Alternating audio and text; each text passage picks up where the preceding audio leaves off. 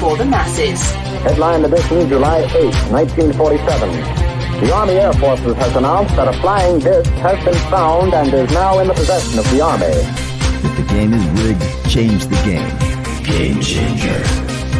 I occasionally think how quickly our differences worldwide would vanish if we were facing an alien threat from outside this world. This is Fade to Black with your host, Jimmy Church, on the Game Changer Radio Network. Good evening, Fade to Black. How you doing? Today is Tuesday, December 6th, 2022. And our guest tonight is David Marler. He is, I just call him the historian. He's a UFO historian. He's been writing and researching the subject of UFOs for a very long time. Started with MUFON all the way back in 1990 as a field investigator trainee, actually. And has moved on to state section director as well as Illinois state director. He is currently an independent UFO researcher and, of course, an author, and runs a pretty cool joint there in Albuquerque, New Mexico. And I would like to welcome back to Fade to Black, David Marler. David, welcome. Jimmy, it's great to see you again. Great to be with you. It's great to be with you, David. And we've got a packed conversation tonight, and I do want to jump straight into it. But here's actually where I want to start off. We're going to discuss the recent press release and the media and stuff. And what is impressive about that is your document collection and the digitizing and everything else and the format of it. And you're sitting in front of a green screen that represents everything. And but the green screen looks really good. It's lit up really well. If only it were a green screen. This is a new addition that we put on the house back in 2017 to accommodate the growing collection, and this is just one small part of it. Prove it. Oh, we'll walk over here. Okay, it's real. Okay. Okay. All right. I'm humbled. And I did that for a reason. That is an awful lot of material. And the bones of this conversation is that room that you're sitting in. It's incredible. Is it something that started off with like one single document? and do you remember when it all started? Well, you mentioned in 1990 getting actively involved in UFOs. Rather naively, I went to the local libraries thinking, well, if I'm going to be an investigator, I really need to read up on the subject.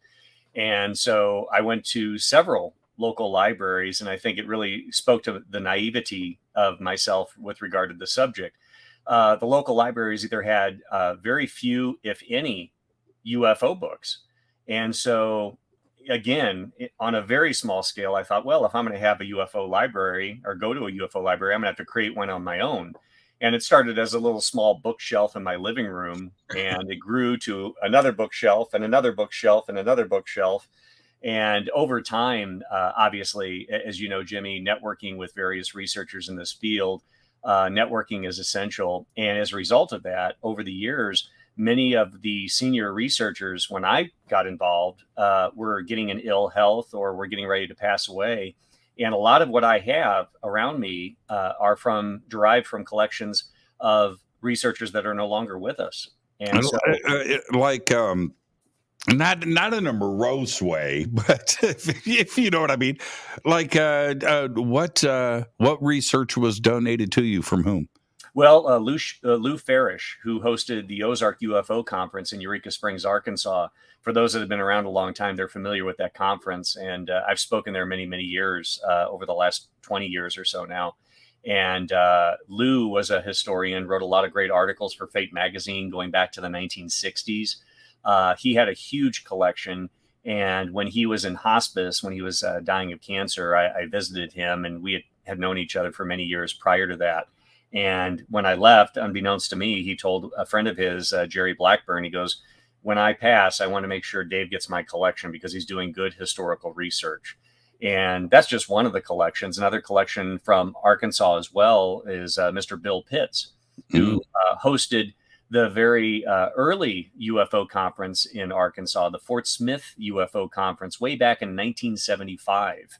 And so Bill had a legacy, had a huge collection. And then some items just piecemeal here and there, Jimmy.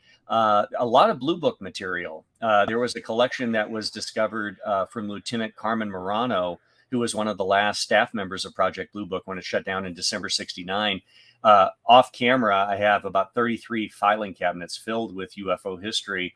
One of those filing cabinets is filled with original Project Blue Book material. And really one of the biggest additions, I serve as the official archivist for the Center for UFO Studies. And in November of 2020, I had the historic NICAP CUFOS case file collection sent here. And literally thousands of historic case files, original case files, going back to the early years, and even a smaller group called CSI New York, not the TV show, but an early UFO group called CSI New York, Civilian Saucer Intelligence. And they had many early UFO reports. And intermixed with the NICAP CUFOS files are Dr. J. Allen Hynek's original Project Blue Book files. And I have been talking about Hynek a lot lately because I got a copy. I got it last year of his 1977, report on UFOs. Right. The Project Blue Book report, and that for 1977, David, that book is as relevant today as when it was written in 1977.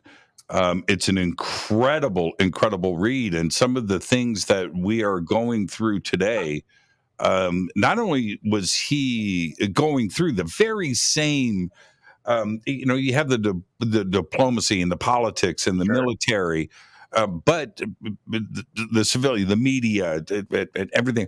But it was what he was going through, and the frustrations and the struggles. And you would have thought that book was written last month.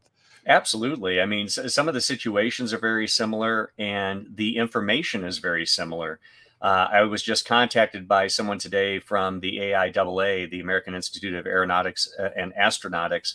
And just recently, within the last month, they've decided that they're going to start looking at the UFO or UAP subject. And I just was contacted this morning by an individual stating that they're very encouraged by the history that we're collecting, both myself and my colleagues, and look forward to collaborating and sharing information. And the one thing that I emphasize time and time again in lectures, I just wrapped up a lecture series across the country as well as Nova Scotia. I had the opportunity to go up there. And, the history that we have provides context for what's being reported today. And I've been making this statement for a long time. December 2017 with the New York Times article, obviously a game-changing moment in the field, right? And we've seen so many things that have been born out of that, as far as the House hearings, the Pentagon UFO report, the pending report that we're waiting on that's supposed to go to Congress. But one of the things that I find fascinating about that is the narrative is very tightly scripted. 2004 moving forward. They haven't really delved into the history. However, the National Defense Authorization Act, the draft that we see currently, that hopefully Biden will be signing in the next few weeks, allows for provisions for them to, for the first time, start officially looking at the history. And so I feel that the history that I've collected, as well as my archivist and historian colleagues, may be tapped by these agencies, may be tapped by members of officialdom. They need to be educated on the history. A lot of the case files that we have, civilian case files, they don't have because they haven't been digitized yet.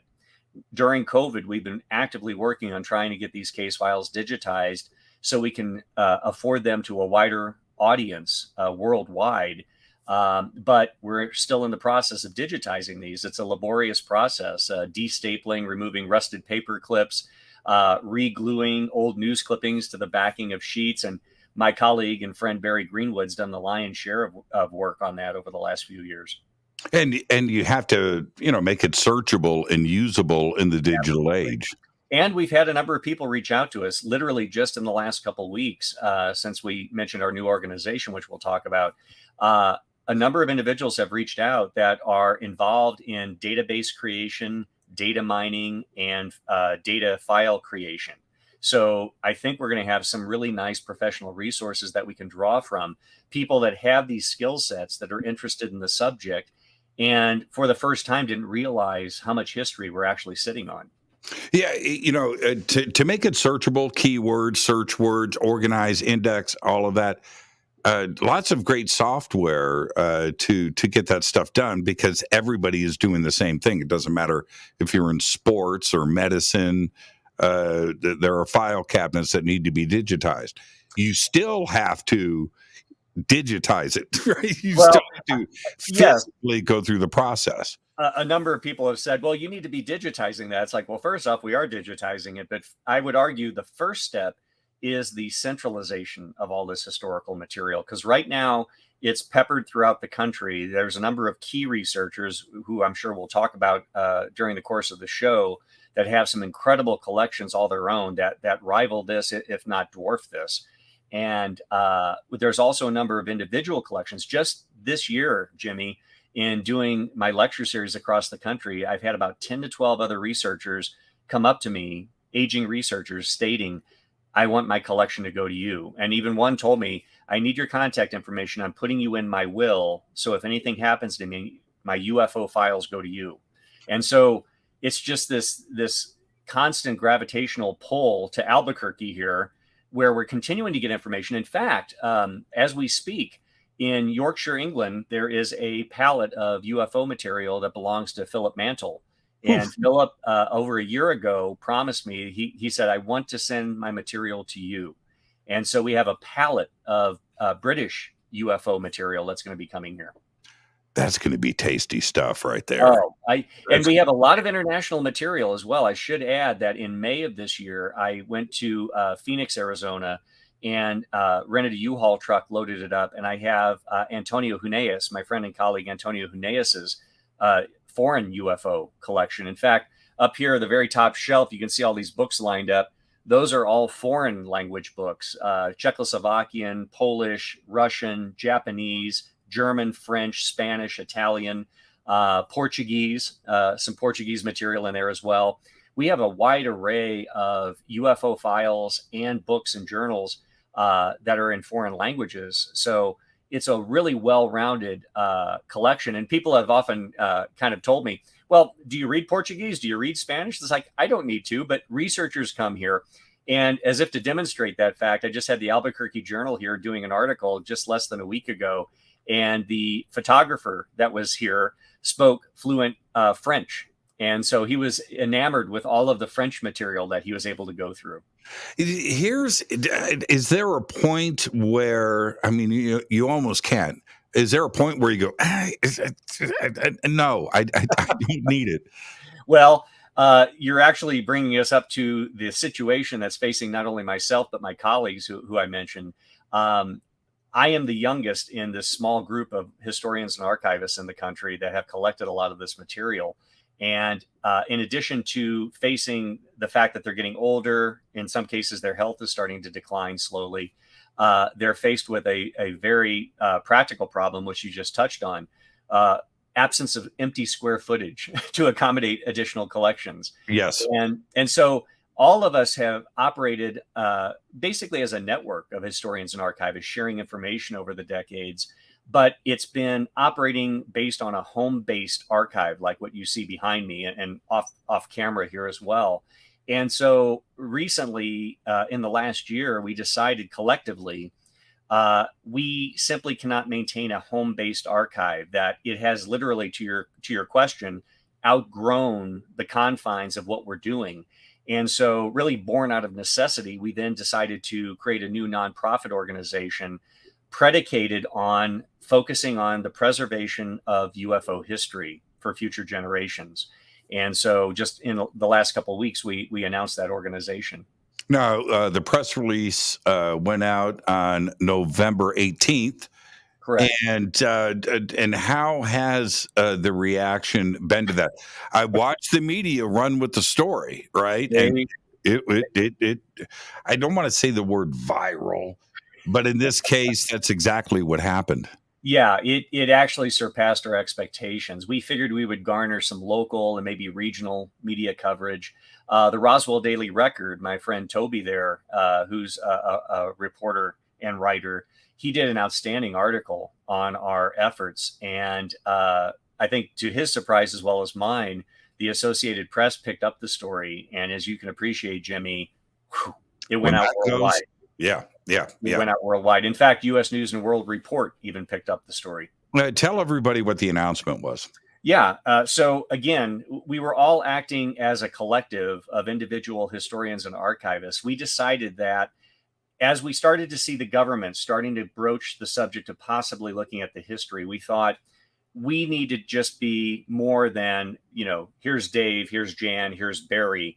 We needed to put a face to the organization, a face to the initiative, and really an umbrella term that encapsulates all of it. So on the 18th of November of this year, we announced the National UFO Historical Records Center, which we hope and envision it to be the National Archives of UFO Research, the largest archive here in the United States, centralizing all of these independent collections. And this isn't just theoretical.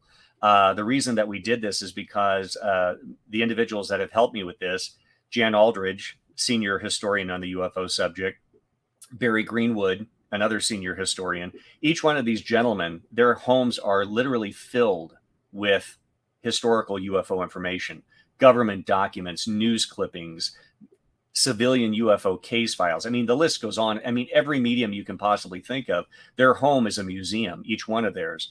They have already indicated that they want their collections to come here.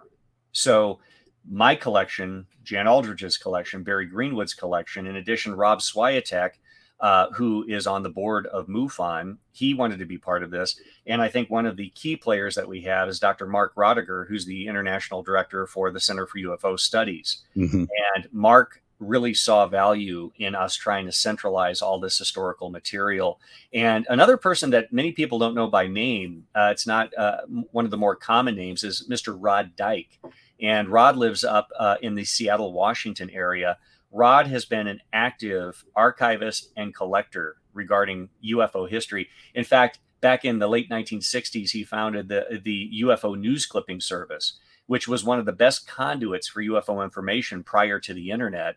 And Rod started it. Lou Farish ran it for many years as editor, and I had the honor of being the editor for the last 3 years of the publication. And so Rod has a vast collection, and just to drop a few names, he has the Donald Kehoe personal files and archive, and he also has the Richard Hall personal files and archives from NICAP. If we can bring those files with the NICAP case files we have here, we've reunified all of that material and brought it back together. It's almost like, breathing life into NICAP again after all these decades. And so it's such a pleasure. In fact, Jimmy, when the NICAP case files were delivered here, Rod reached out to me and said, I think it's wonderful that the files are there, that people will have more access to them, that you're going to be using them for research purposes. I've got boxes of reel-to-reel tapes. In fact, I have one right here. All of these reel-to-reel tapes going back to the 1950s. This one's from 1958. This is a radio broadcast, and it had call-in listeners describing UFO sightings that they had recently. And we had over 250 of those reel-to-reels, which during COVID lockdown, I took the liberty, Jimmy, of having nothing but free time after work. And I digitized and digitally remastered all of those recordings. And so we now have those preserved. And when we digitize, we always keep the originals. We always like to retain the originals if ever we need to go back to those. So we have those now. And many of them are very small little reel-to-reel recordings. Right. They were just interviews between witness and interviewer. After I digitized those, and there were dozens of them, I was able to go into the files and find the written narrative by the witness and now have the audio recording. So we've brought these things back together. This is what's crazy. You're now a digital audio expert. The skill set you learn as you delve into UFO history and archiving. Well, people think that this stuff just happens. It's just, I'm just going to digitize. No, first off, and everybody needs to listen to what I'm saying very closely. You can't speed up the recording. Right? No. It has to listen real time. It has to play at real time. Absolutely. And that goes through the converters and heads to a computer eventually and builds the file. But the reel to reel is in real time. Absolutely. So hours and hours and hours and hours. If that's a 30-minute reel, you're doing it at 30 minutes. If it's an hour, it's an hour. And sometimes it's even longer, depending on if it's on the slow speed. And see, that's the other. So now you have got to learn about tape speeds, absolutely, and everything else. So and literally right off camera here, Jimmy, is my studio table. I have 2 dedicated systems. Each computer system has a reel-to-reel player connected to it. We have cassette player connected to it and micro cassette connected to it, as well as DVD and a VHS player connected to each one. So any of these mediums that we receive in these collections, we can now digitize. Yeah, that's awesome. That's totally awesome. Now, here's the thing, though. Just coming off of the UFO hearings. Yeah. And listening to what's going on. Let's put the UAP Task Force report to the side for a second. I want to come back and address that, of course. But listening to the hearings, some of the representatives seem to have some knowledge. Some, I'm just saying some. The 2 witnesses, Bray and Moultrie, knew nothing about nothing, right? No, they didn't. And I don't understand why there isn't an interest in getting outside of the 2004 Nimitz, which is okay, that's cool, or whatever. The recent military and Air Force and Navy interactions, okay, that's all cool. There is so much knowledge out there, and I'm just wondering when they're going to approach somebody and go, okay, we need to get educated. Yeah, well, I wasn't going to say anything, but since you brought it up, I do know a couple people that are working with members on Capitol Hill. And one of the individuals just recently said, he goes, I floated 2 or 3 names to them stating you need to contact these individuals regarding the history. And to my surprise, he said, yours was one of those names. So we're hoping that, with the history that we have, the knowledge, the materials, the original materials we have, and I think that's important. These aren't secondhand. These are the original case files. These are the original government documents in many cases. We do have the provenance of some of this information. This just isn't a bunch of stuff that we pulled off the internet. These are the original source documents, the original case files of some very landmark cases. And so if they're looking for credible information with proper documentation, I would argue it doesn't get much better than this. There's even, and I know that Project Blue Book has got, a bit of a black eye and things, and I get that. But if you look at the project itself, but the cases that they were checked, that's a different situation here. How Blue Book was looked at and was treated and turned into misinformation and disinformation, I get that part of it. But if you dig deep and you go into the actual cases that they were looking at, and certainly with the Department of Defense and ODNI, there are some military cases in there that defy explanation, going back to 1950, 51, 52. Absolutely. Where they've got radar data and confirmation of these craft going 1,800 miles an hour when the fastest plane in the world was, 450 miles an hour. Absolutely. Yeah. We have a number of original files here. I mean, this is one from 1949, and this is from the Department of the Air Force, and it's signed by the original base commander. So these are the original documents. Which case is that? This one is from Lexington, Nebraska, September 26, 1949. And this unclassified document is the subject is unconventional aircraft. How do you like that for a title? Was that the one at the trout farm? This one, I believe, let me see. I just randomly pulled a couple of these. This one I don't think is the trout farm. This is a separate one.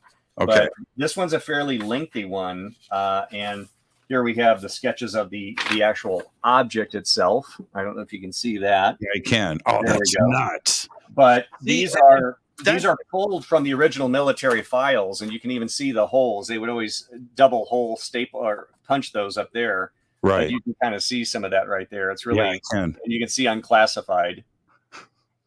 And that, and so if they want to stick with military stuff and not jump into the civilian world, We've got it. That's my point. And Jimmy, I'm glad you bring up Blue Book, because quite often people immediately just throw the baby out with the bathwater. But this is the important thing. And again, we have hundreds, if not thousands, of original Blue Book files here. And what's unique about those is not only do we have the original files, we have Dr. J. Allen Hynek, because that's who they belong to, his personal commentary and thoughts. And it's kind of a false belief that it wasn't until later in life that Hynek really started to come around with regard to the UFO subject. Case files that I've looked at that are actually here on file that people can see, going back to the late 1950s, as early as that time frame, you can see where the official explanation was ball lightning. Hynek crosses it out, and underneath, and he usually uses red felt pen, he wrote unidentified in uppercase letters and underlined it 3 times. And quite often you see him take issue with the Air Force. And again, going back to the 1950s, where he would always abbreviate Air Force as AF. Why didn't AF investigators interview the additional witnesses in this case? Why didn't AF investigators obtain the radar data that was in the report? I mean, he took serious issue early on, and it was a culmination of report after report after report where he's seeing that. The important thing, though, to your earlier statement, Jimmy, is the fact that you can throw out the conclusions of Project Blue Book, but the UFO reports themselves are valid. 100%. And I going back and in Hynek's book from 1977, there's probably I don't know the count, but there's probably a couple of dozen cases in there that he specifically focuses on. Yeah. And you go and you read these cases, you're like, wait a minute here. and some of them, the reports came in, but there wasn't any follow-up. They're in Project Blue Book, but there isn't anything that goes on. And one of Hynek's complaints, which is what we're hearing today, is that they refuse to apply the science. Absolutely. And I always say Hynek was a true scientist. He came in as a complete skeptic, but over the years, over the decades, having looked at the information and weighed it objectively, he came to the conclusion there appeared to be some type of objective reality to this. And so he was a true scientist, went in skeptical, as you should when you first start looking at something, but he was willing to concede and put aside his initial, viewpoint and perspective. He followed the data, and he acknowledged that the data does seem to speak of something that's real. There was a case out in the Pacific Ocean. I don't know if it's Guam or, but it was one of the Navy Air Force bases out there, and 3 planes. Okay. And so the first report comes in, it's a plane that's landing, right? Mm-hmm. And they go, okay. And Hynek's reading through the actual statements from the pilot reports, a light trailing them, mm-hmm. and wanted to know from flight control, who this was, and it was just unusual. No, there's nothing there. Oh, there is something there. We don't know. It's unidentified aircraft. They pull off of the landing and they circle back behind. Now there's 3 planes all calling in, talking about this bright light that was now below them. Right. And then appeared to land in the trees. Mm-hmm. So they're circling and they're talking, they're reporting back, it's there, and then it takes off. right? Now, let's just stop right there, right? This isn't Venus. No, And it's certainly not, ball lightning. Okay, no. so we don't need to go there. But when you have 3 planes, it's near a military facility. And you've got all of the reports. It's seen on radar. They know it's an unidentified craft. And their only description of it was a bright ball of light that came down and lit up, by the way, the ground area around it, and they could see it. What shouldn't, but the Air Force wasn't concerned about that case. No, it's funny as you're describing that. It made me think of another case that I was looking at in the Hynek material. It was a case from 1952, Levelland, Texas, not the 57 famous sightings in Levelland, Texas. This was 5 years prior. A couple observed 2 top-shaped UFOs that were belching smoke or steam out the bottom. And in some of the official write-up, it states that, well, there was a pilot flying, and I forget what type of fighter plane at the time, and it could explain the sighting. And Hynek wrote, so the pilot was flying 2 aircraft at the same time? Well, how does it account for 2 UFOs? Right. And the Air Force, I saw that report, by the way.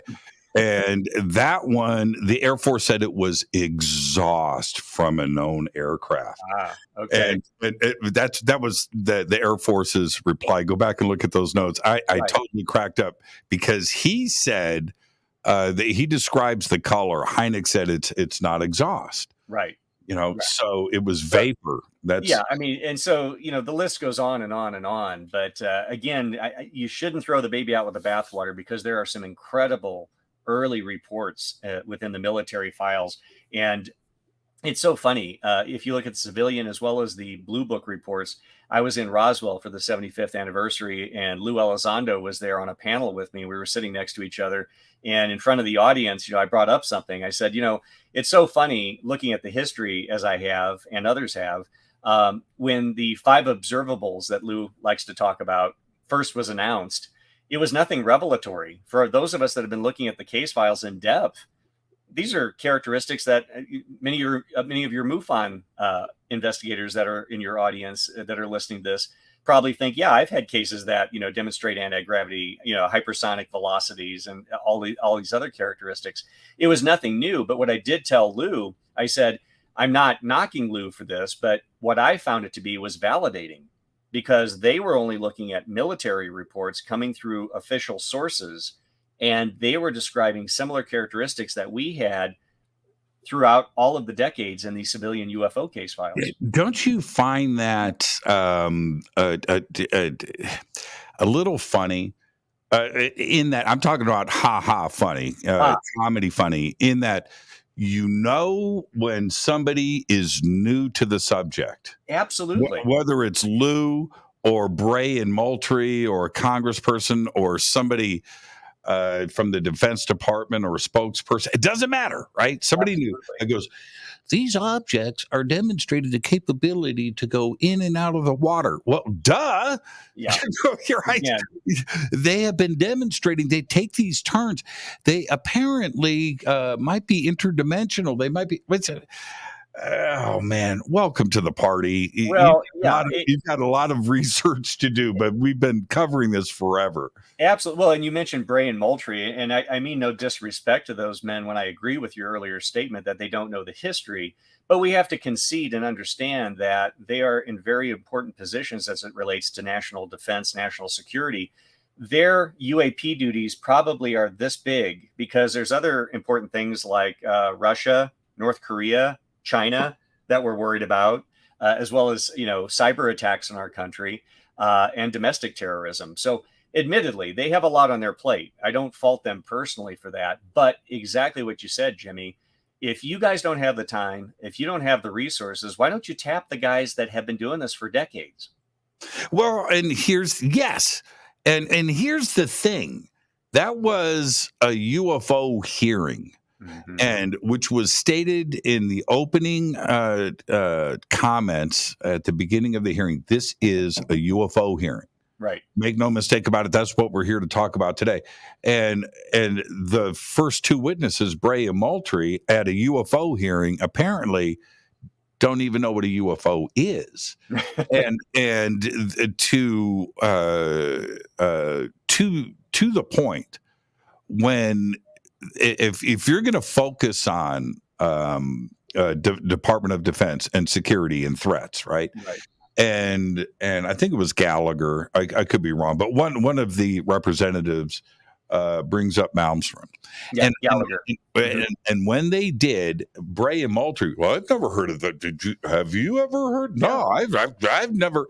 Well, I could be wrong here, but of all the cases, besides like Rendlesham, right, which is an Air Force case, that's Air Force. Absolutely. Out of all the case, UFOs and nukes and what went on up there should be like on the top of the stack on your desk. Well, I agree. And again, let's not disparage them too much, because I think possibly, I don't want to get my hopes up too high, 2023 may be a game-changing year as far as the government now starting to look at the history. So let's give them another year. Let's see if they truly do follow through on that, and they actually start doing that deep dive, starting to look prior to 2004.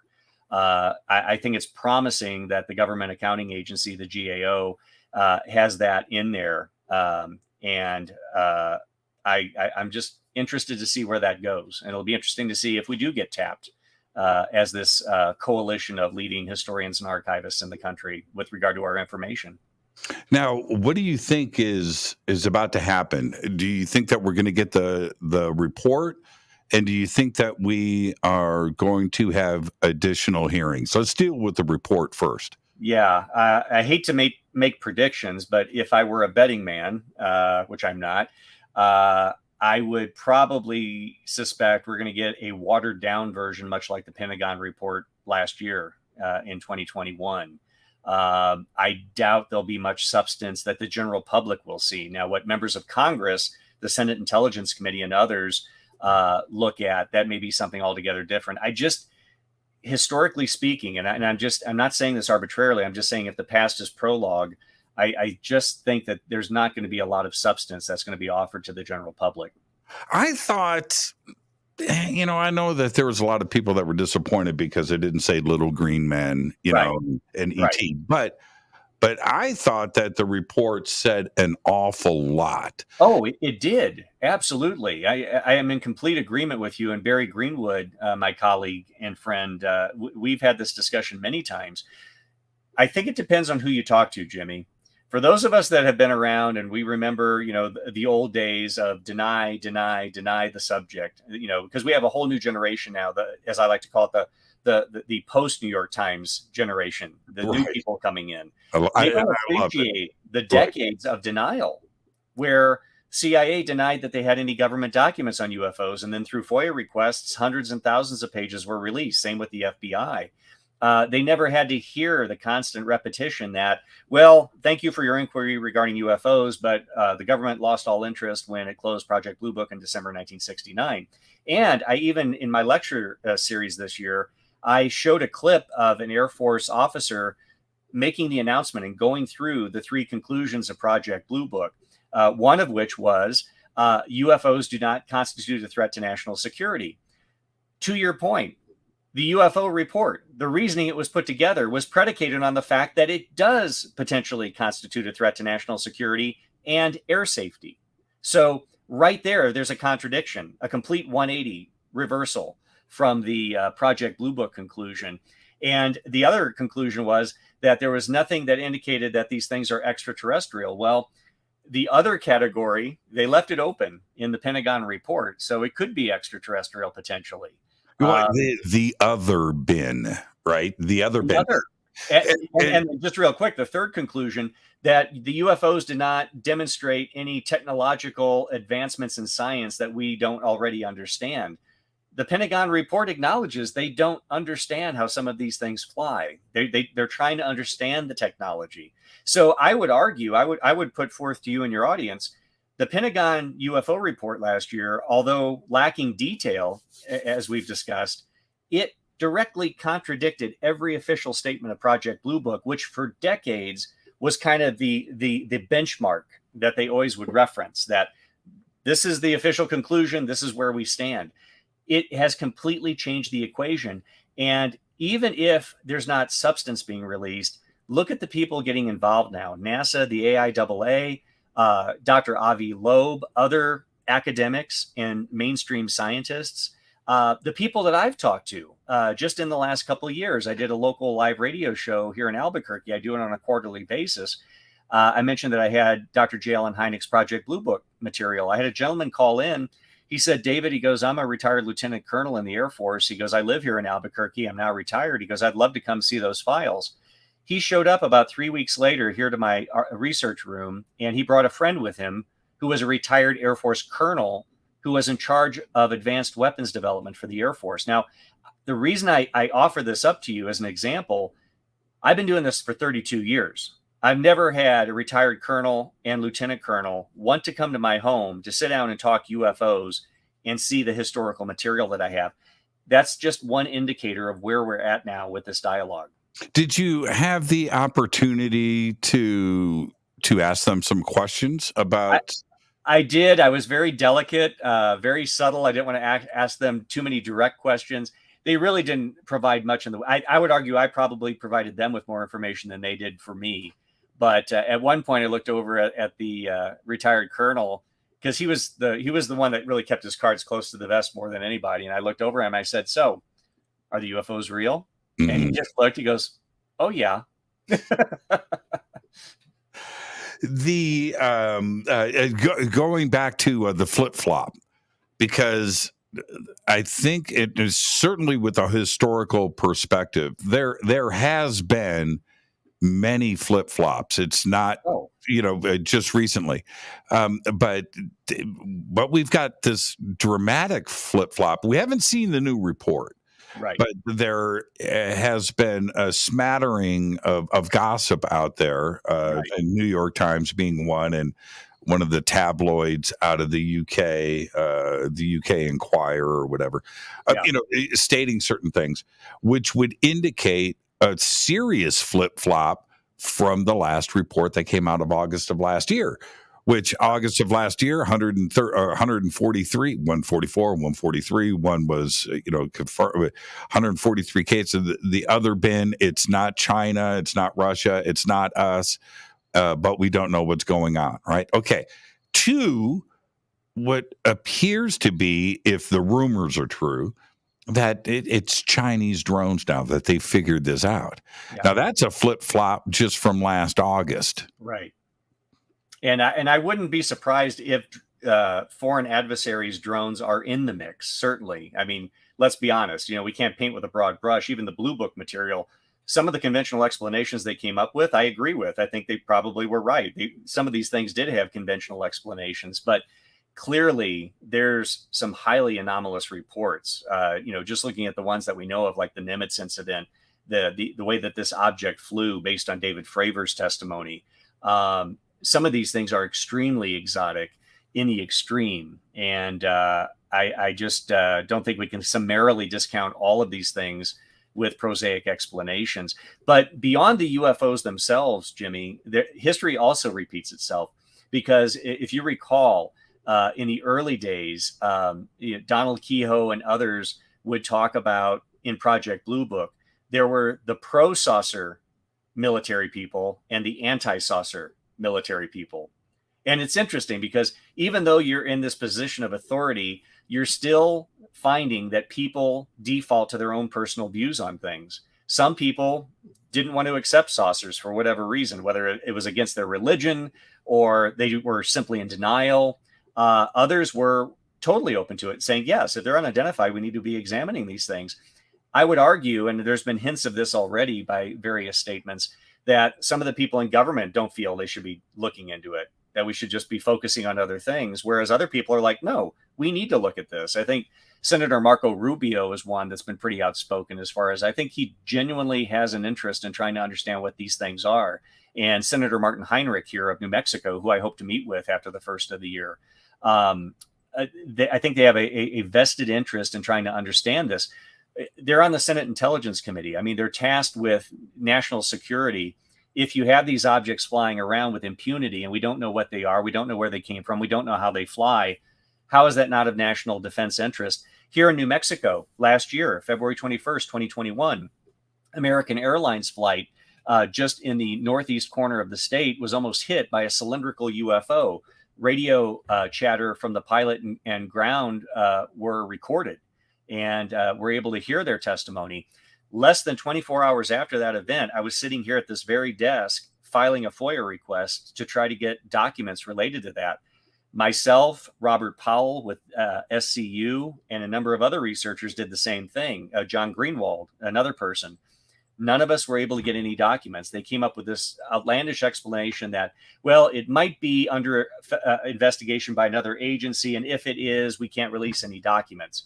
So they didn't say there was an investigation, but just in case there is, we really can't release any if we even had any documents. It was an example of official double talk at its best. How far did you get with that investigation? Because the points, the big bullet points in that was it wasn't a missile, right? It was cylindrical. But it is flying in an area. Well, let's just talk about New Mexico, where you have missile testing and you have the things that are going on there from the Defense Department. But the Department of Defense, this is a bullet point, said no, there was no missile testing going on. There was nothing off course. If it would have flown where they were, it was flying way off course. It was, because this was in the far northeast section. Any missile testing is done in White Sands, which is down to the southeast. Well, and a pilot would know a missile because you're going to see a rocket engine running. Absolutely. But it just demonstrates that, I mean, even now, we're still getting these reports coming in by commercial pilots that are seeing these things. And for any of us that have flown on a plane, I know I personally would like to know what they are. I'm going up in this quote unquote controlled airspace, and it's not controlled. We have objects that are flying around and we have no control over them. So it's kind of a misnomer to call it controlled airspace. Well, we also had, David, if you remember, that period a few months before and a few months after was actually pretty interesting because we had those F-18s that were scrambled up off the coast of Oregon. Correct. We had another sighting that went between, they were flying from Phoenix to Albuquerque, I think was the commercial flight there. Right. That saw something. And then we had the one that you're talking about, all happened back to back to back, where we had pilots, and in the case in Oregon, those were F-18s, but we have multiple sightings confirmed by the FAA. And Jimmy, I always like to mention this anytime we talk about sightings that we know of. What about the ones we never hear about? Right. But that was for the FAA to step in. I thought was interesting.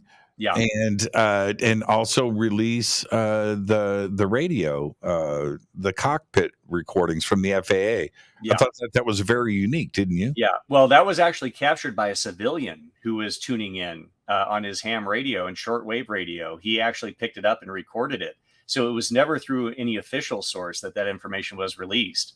So again, I always say, even the tantalizing bits that we have, they're table scraps relative to probably what's going on as a whole.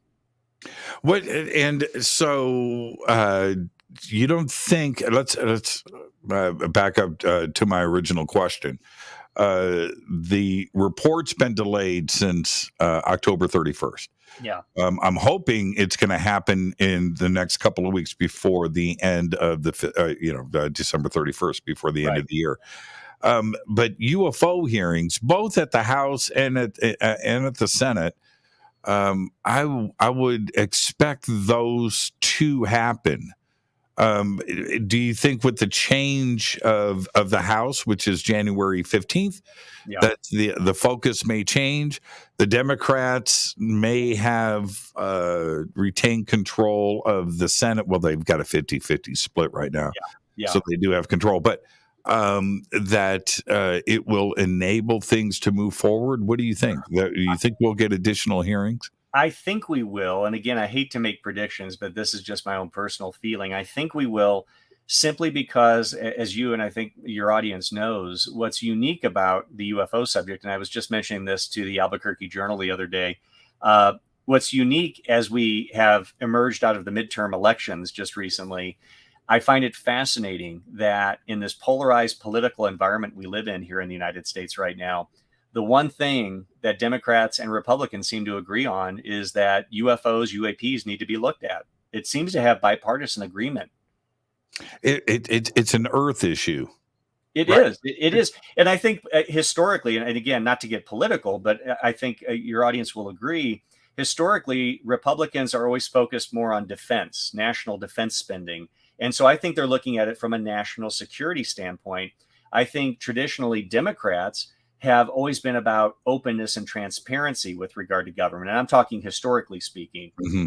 So I think they're coming at it maybe from different perspectives with different rationale. But at the end of the day, Jimmy, I don't care. As long as we keep this subject relevant, we keep it in the public spotlight, and we have scientific organizations and scientists now starting to look at the data. Wherever the politicians take it, I think the genie's out of the bottle. And we're now in a new era where we have really intelligent people that for decades have refused to look at the information. They're now stepping up to the plate. I've always said the more brains and sets of eyes we have looking at the problem, I think it bodes well for the future. What do we do with the threat narrative? I understand airspace, and for some reason, a lot of these recent sightings involve training missions and things with the United States Navy. That's a pretty scary idea that somebody out there has the ability and the interest, yes, to focus on that, but nobody's shooting at anybody. Right? As far as we know, and I'm really glad you bring this up, because having gone to a lot of different lectures, I've talked to a lot of people across the country this year, and it's come up a number of times. People say, well, if these things wanted to kill us, they could have done it a long time ago. They've obviously been around a long time. And I said, what you have to understand is these are people in political positions. These are people in military and intelligence positions. They're not the average Joe like you and I. They have to view everything through the lens of national security. If you have an object, I don't care what it is, if you have an object that is violating military and commercial airspace, as I mentioned earlier, you don't know where it's from, you don't know who's controlling it, you don't know the motives, you have to view that as and this is the key word, potential security threat, national security threat. Doesn't mean it is, but it's your job to defend the country and to defend the electorate. So you have to view it by default as a potential threat, with the understanding the key word is potential. All right, this is where I'm just going to be straight. The way that Fravor describes his sighting, the Tic Tac ran away. Yeah. The Tic Tac didn't do anything offensive. The Tic Tac, apparently, with that kind of technology, could have done whatever it wanted with, an F-18 Hornet. As cool as that plane is, oh, absolutely, is obviously is not the Tic Tac, which was demonstrating crazy speeds without wings and a source of propulsion. Right. That's pretty intimidating. But it ran away. Now, did it run away? This is where I'm going to get a little controversial here. Did it run away because that was its AI? That was its instruction set. Sure. Scientific mission from another planet. You're there to check it out. And if you see anything scary, fly away, right, and get your work done. But you need to survive.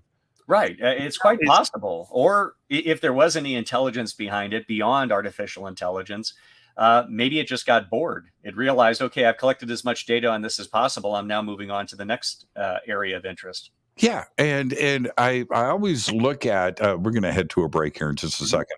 No, we don't have to take it on time. But when we look at spirit or perseverance or integrity or Voyager or Pioneer or whatever you want to, Mariner, right? Any one of the missions that we have sent to other planets and out into the solar system, to the best of my knowledge, there's no offensive weapons there. These are scientific missions, right? Absolutely. And that's it. So why would we expect something offensive here? Right. So, and until now, I understand it's entering our airspace. But the threat narrative to scare the crap out of people, that's the part that I'm not with that. I'm not. Well, and there's another practical aspect to this too, and this is based on some conversations I've had with a number of individuals. I've been told that one of the reasons why the to use your term, the threat narrative was crafted and why this is wrapped in national defense is, imagine, Jimmy, these individuals on Capitol Hill, and they go before the Appropriations Committee saying that they want money to look at UFOs. Are you more likely to get funding if you go up and say, you know what, we've had some interesting UFO sightings and we're kind of just personally curious. We'd like to have, $2 to $20 million to investigate this? Or do you think you stand a better chance of getting funding to look at it if you say, we've tracked these objects, we have some interesting information, they possibly could pose a threat to the United States? So there's very practical reasons to frame it within the national defense threat aspect, because now it makes people stand up and take notice versus we're just scientifically curious about UFOs. We'd like to have some federal money thrown at us. It's about to go to another level, David, when the Webb telescope comes back with some scientific data of a biosphere and a technical signature. I was on just an talking about this. Yeah, with our friend Linda Howe last night. We were having a phone conversation about this very topic. Yeah, it's going to happen. It's just a matter of when. And Right. I have the sneaky suspicion. I've got a little inside info, not much, and so does Linda. And I know that's what you guys were talking about last night. Trappist, right? Yep. Trappist one.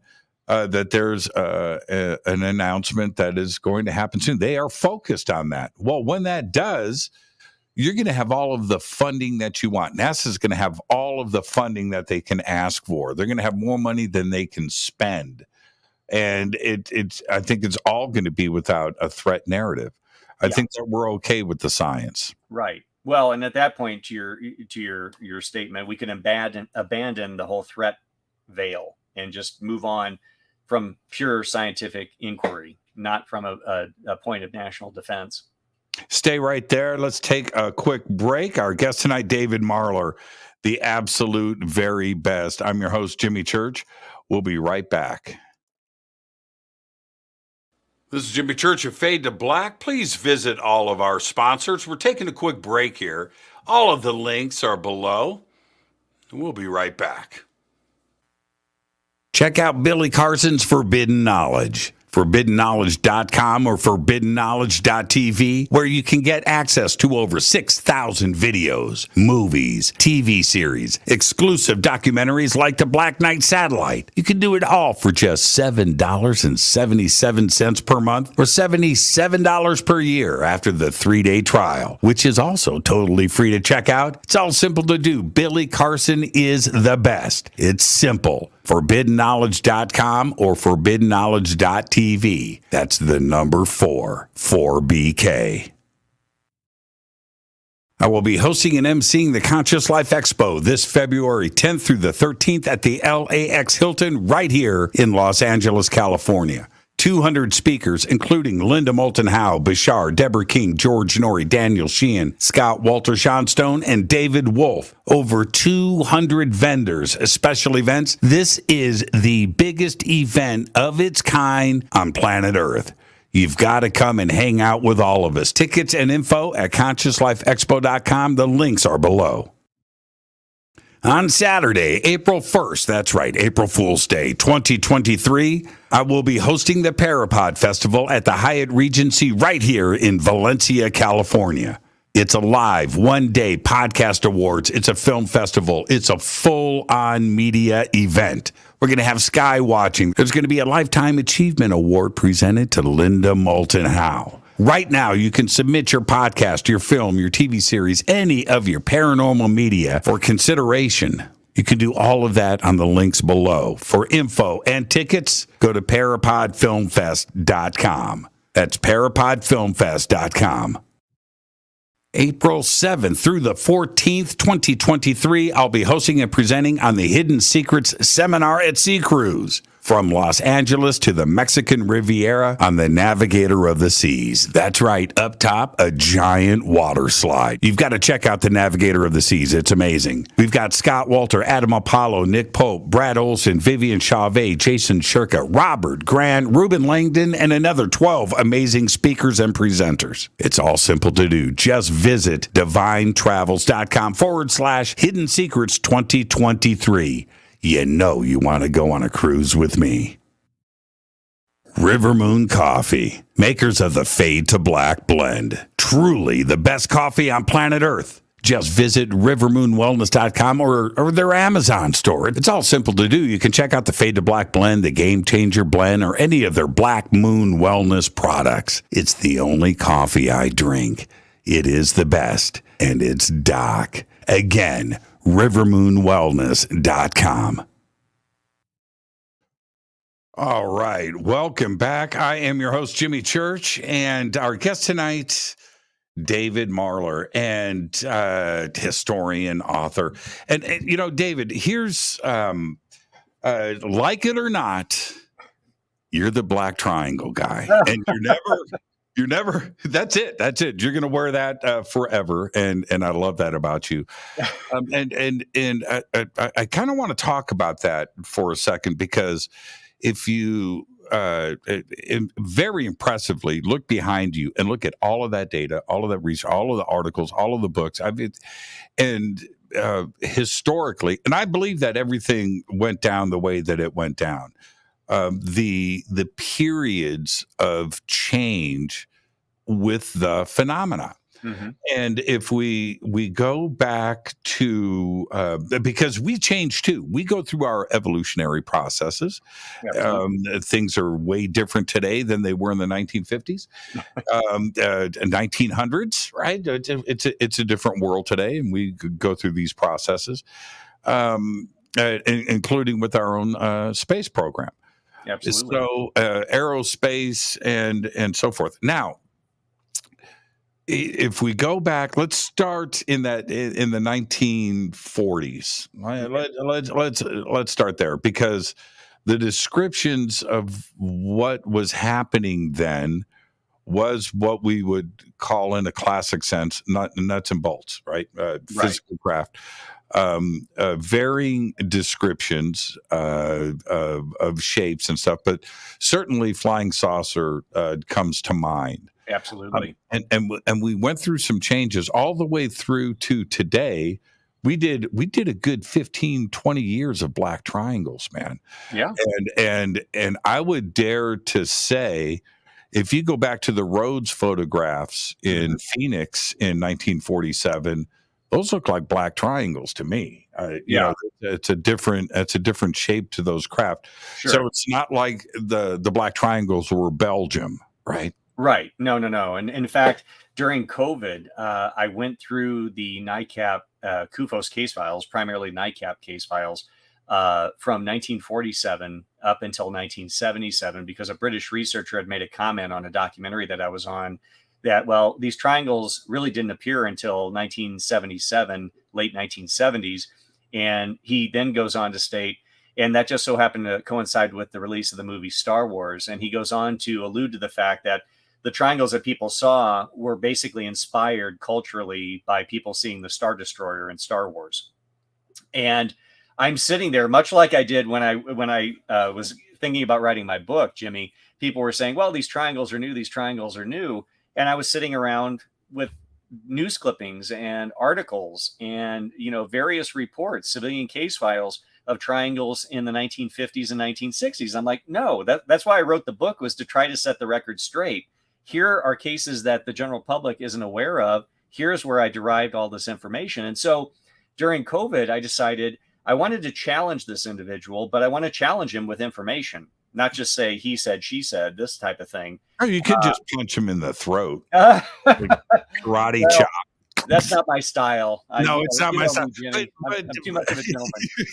You know what I mean? But that's the frustration. It's just like, and so I went through 47 to 77, and I found over 102 triangular UFO reports in the NICAP case files, primarily a few in the CUFOS case files, demonstrating the triangles in flight, similar lighting characteristics, similar flight dynamics that I outlined in my book that I published in 2013. Mm-hmm. So it was the best outside validation for the research, because I wrote the book based on the data I had at the time.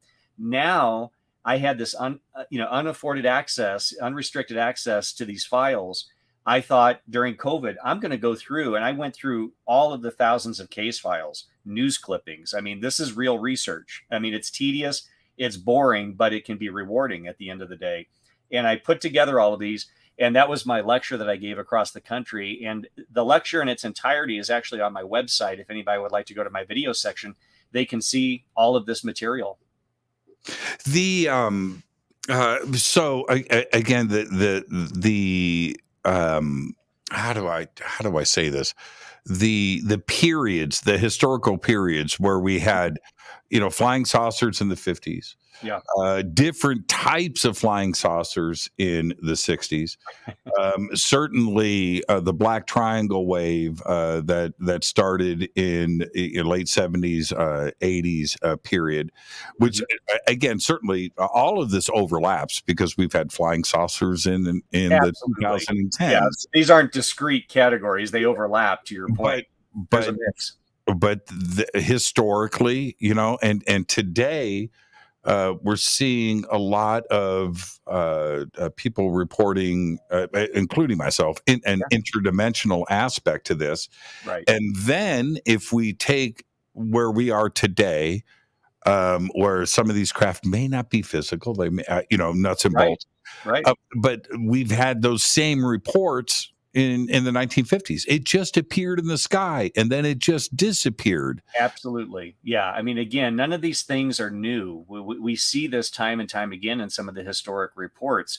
And, I've had many people say, I saw this triangle within the last year or two, and I think it was military. And my response is, well, if it's been in the last, 10 years or so, you might be right.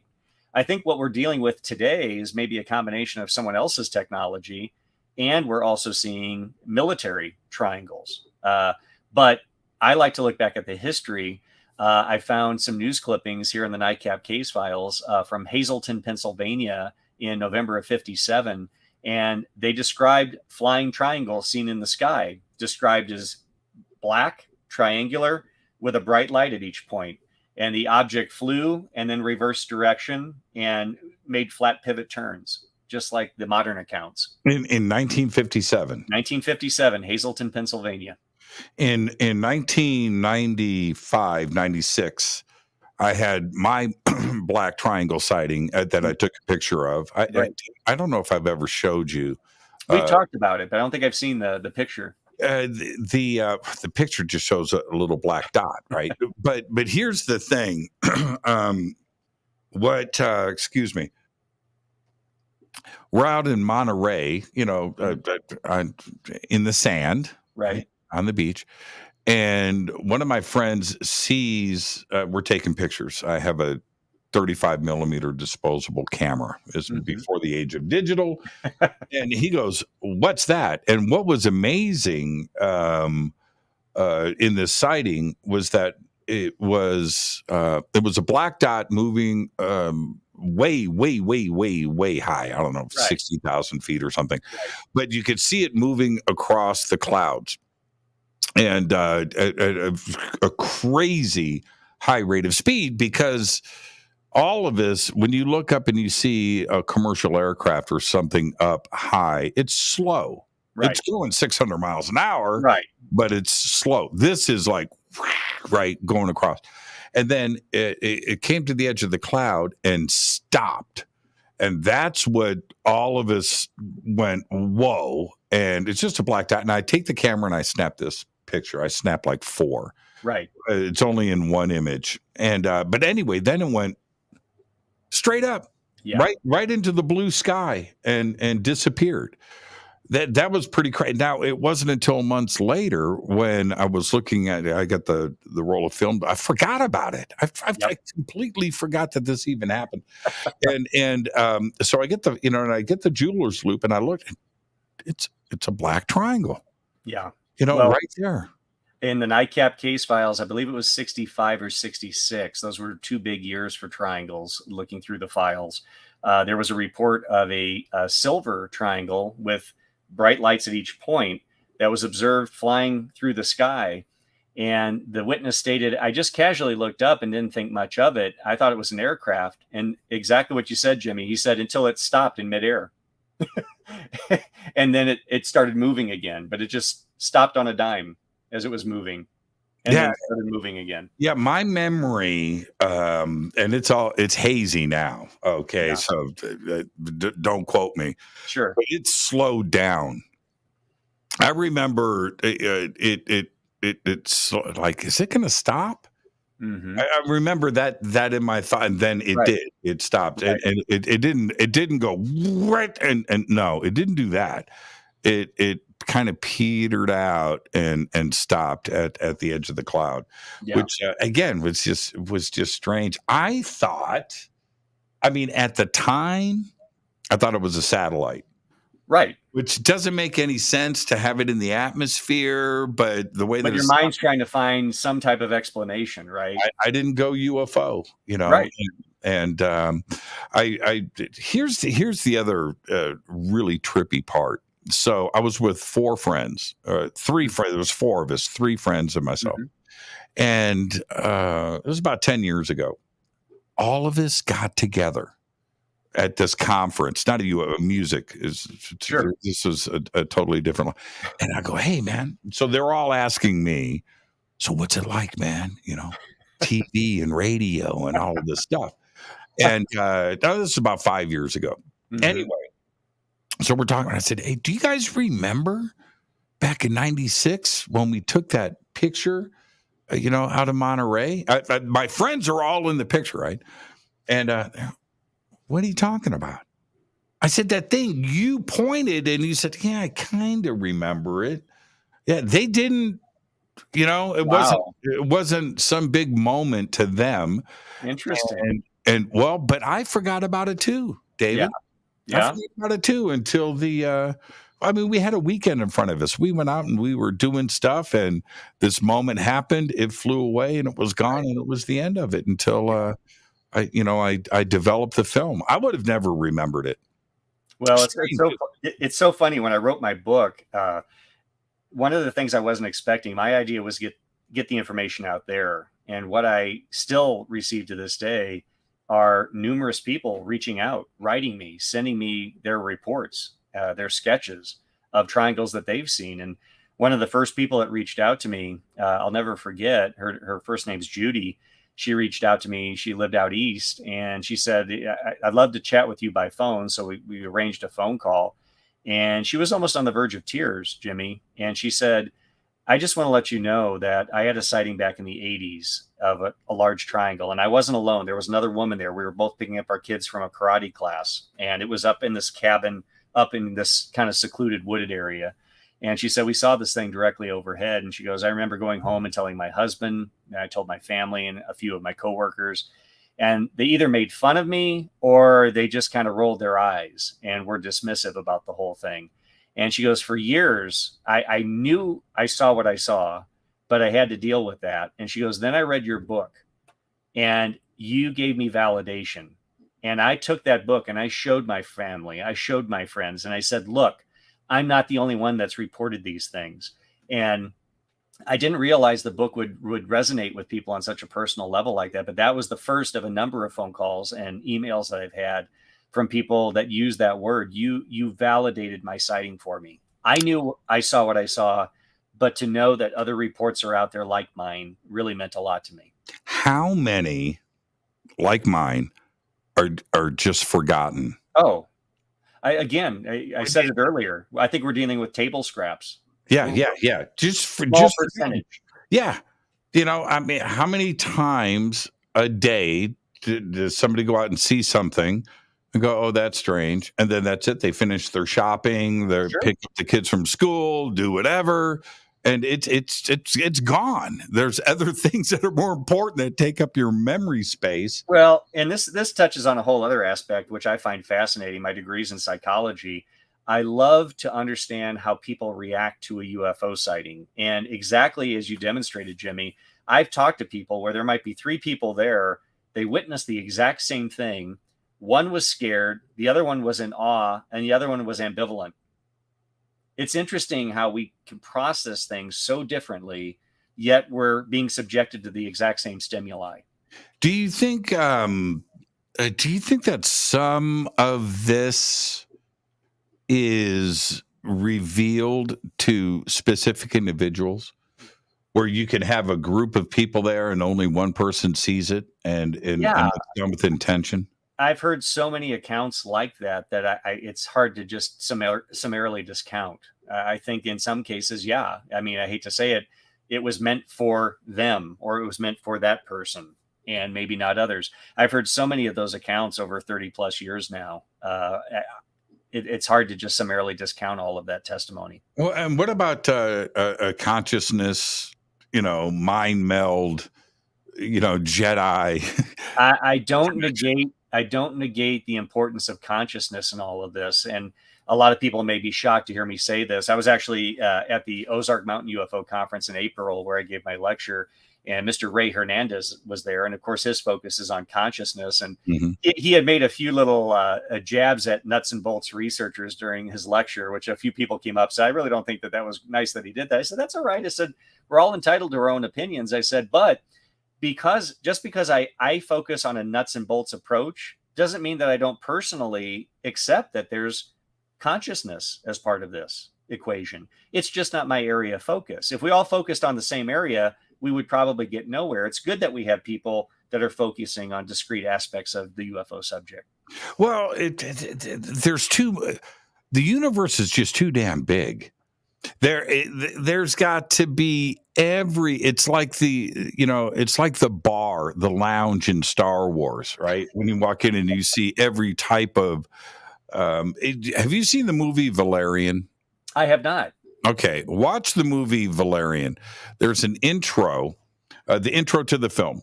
It's dealing with the ISS that eventually grows bigger and bigger and bigger. And then ET starts showing up. We have all of these countries from around the world are visiting, and it's set to David Bowie's Space Oddity. It's really nice. A great piece of work there at the beginning. Anyway, every type of creature that you can imagine is walking through the door, right, to shake hands with humans. Right. That is one of the best examples of the way that I envision it. The universe is a big place. Yeah, the diversity of life. I mean, it would probably stagger our imaginations. It has to be that way. So it can't be, just consciousness. It can't just be time travelers from the future. It's us. Right. It just can't be Zeta Reticuli, right? And brothers from Orion or whatever. It's exactly. Just, we are talking about trillions of planets, and how many of those are advanced extraterrestrial civilizations? I don't know, but the number, it's got to be in the billions. Well, billions, not 1, 2, or 3. And Jimmy, if that doesn't stagger the mind enough, then let's add on top of it maybe parallel dimensions that coexist throughout all of that space. I mean, take everything that we can visually conceptualize with the known universe and magnify it times 3 or 4. I mean, if there's other dimensions that coexist. Now, what? This is great. I'm glad the conversation went in this direction. How do you think they're getting here? I hate to speculate, but I I think want you to speculate. I think Look I at think all of that information behind you, David. What yeah. have you learned? I tend to lean towards more of an interdimensional explanation as opposed to traveling vast distances. I think some of the arguments that scientists traditionally have put forth about the energy requirements and traveling, you can't violate the speed of light, et cetera, et cetera, et cetera. Um, all of those traditional arguments are negated if we're dealing with something that's just slipping in and out of another dimension that coexists close to ours. I think due to the frequency and due to some of the descriptions that UFOs have demonstrated, where people say it was almost like there was a doorway, but you don't see the doorway. And as this object went in, you saw it disappear as it went into that. But yet there was no doorway. It just looks like it was going into something that you couldn't see. Many reports like that have been described to me personally, and investigators that I've known that have investigated cases like that.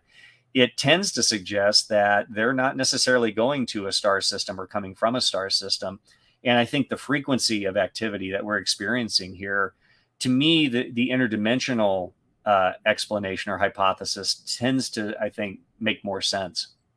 Well, okay. So when you say interdimensional, because yes, the answer is absolutely, probably most of it, yes.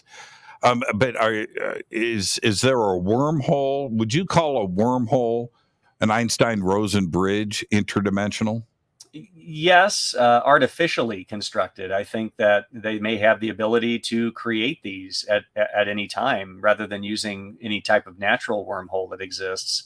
Just because, again, the various locations where this has been described, it almost seems like it just can manifest itself whenever they're ready. Did you see the news reports the other day about the wormhole that was created? It came out 3 days ago. I missed that. Yeah.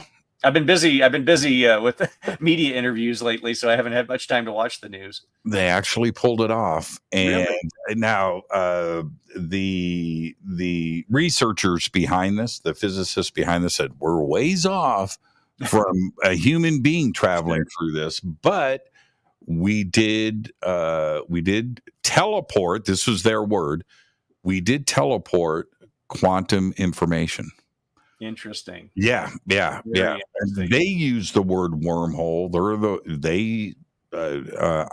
term, not yours, right? No. All in the press release. It was like, wow.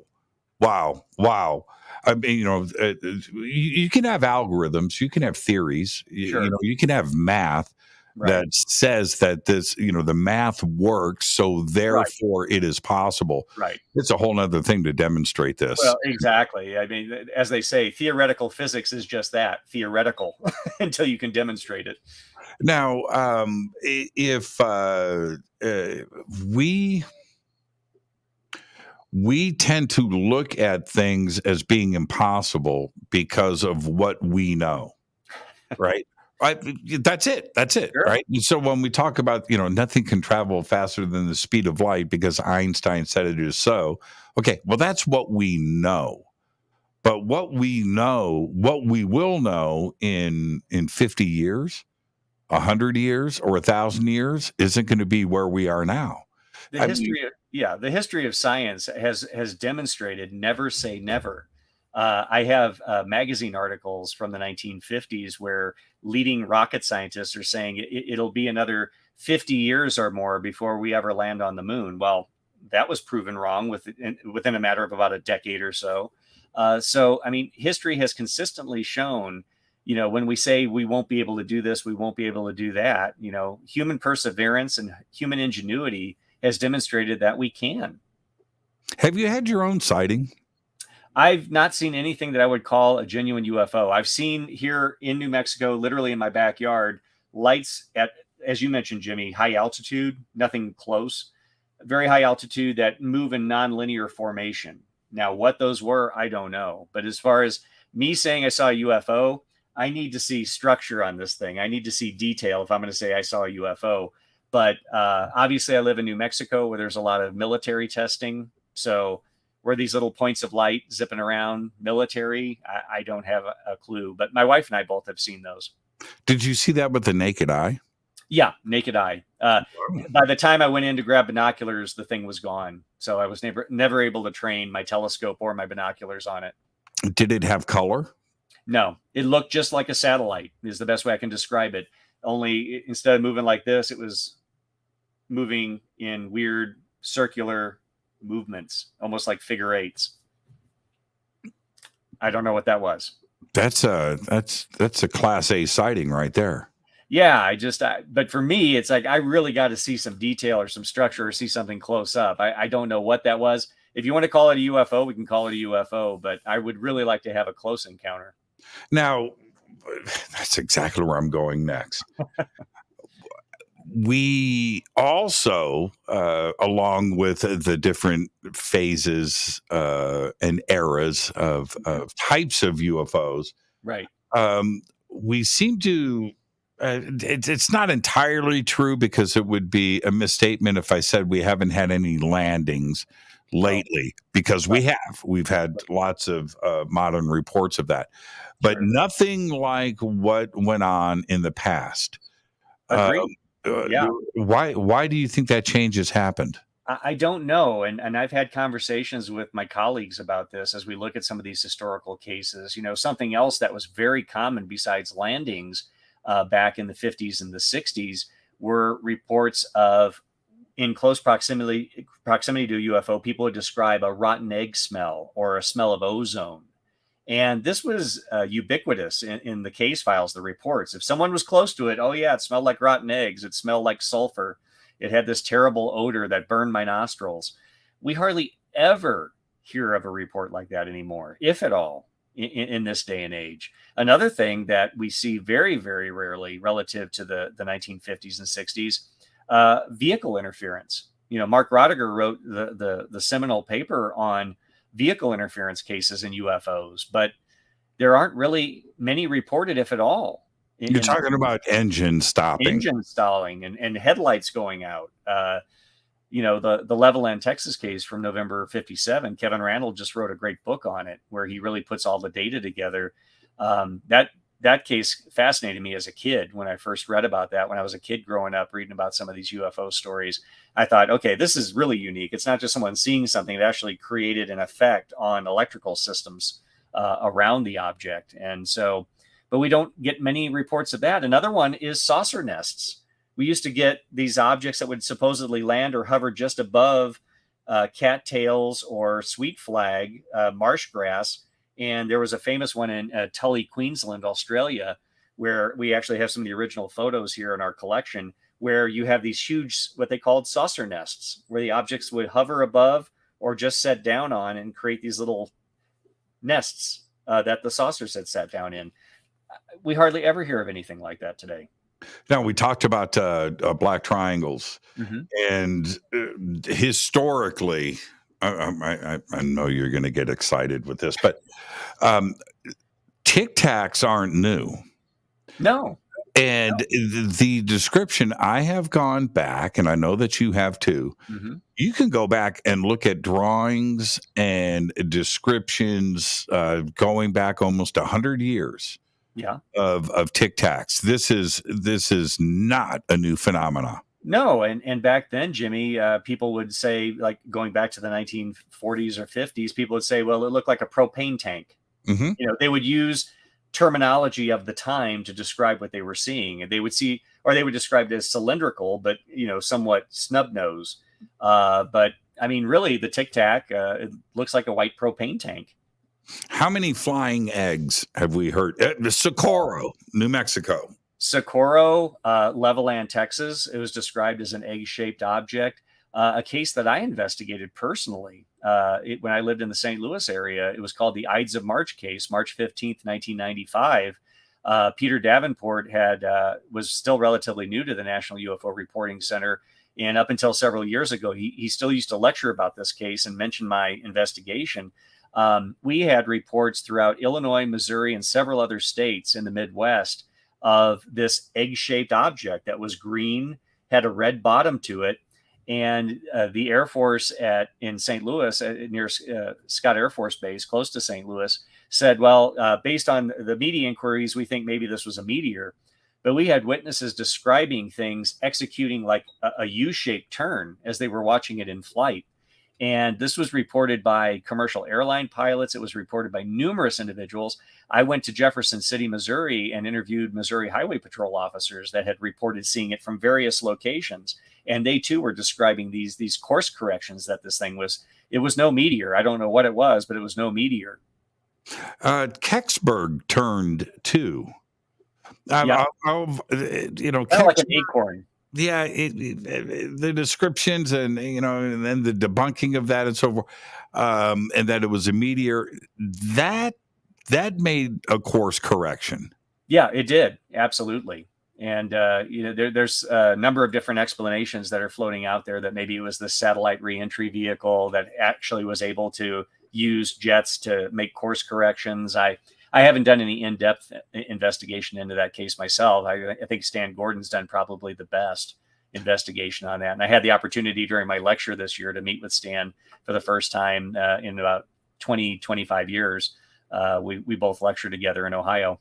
Yeah, very cool. Very cool. And I want to go back to Socorro, though, in Zamora, because if we take that, the only thing that throws that off for me is he talked about a blue flame. Yeah. Right. That's the only thing that it throws it off. But Sure. The description itself sounds very tic-tac-ish.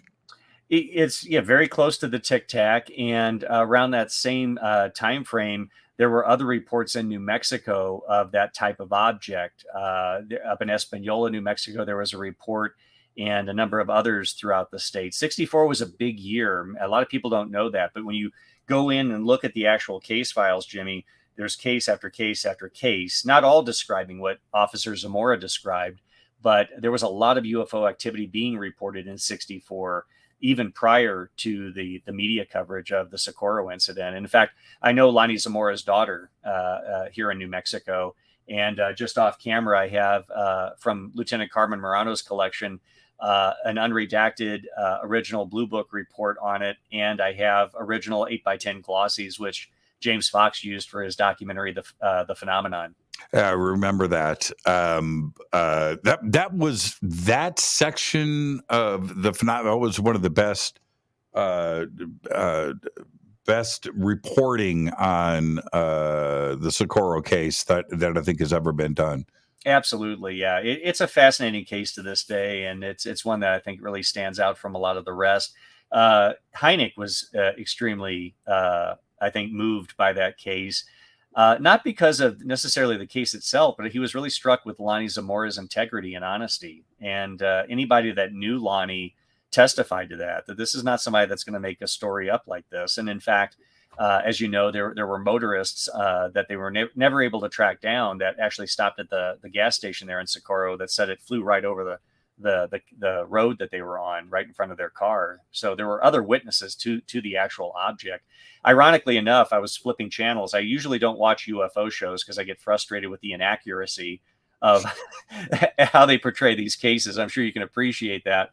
And they conclusively explained the Socorro, New Mexico incident as a lunar lander tester that flew away from White Sands. It's so infuriating because other than the landing gear, it did not match what Zamora described. More specifically, if you know where the northern tip of White Sands is relative to Socorro, the lunar lander test module that they were testing at that time only had a flight duration of 15 minutes. And it's a good clip to go from the furthest northern tier of White Sands over to Socorro, land, have two pilots get out, as Zamora described, get back in the vehicle, and then fly back to White Sands. I would argue that the fuel capacity would not have allowed for a flight like that. Not at all. And this is the thing. And I've read all those same things. It was a bunch of college students, man. They were partying, they were drinking.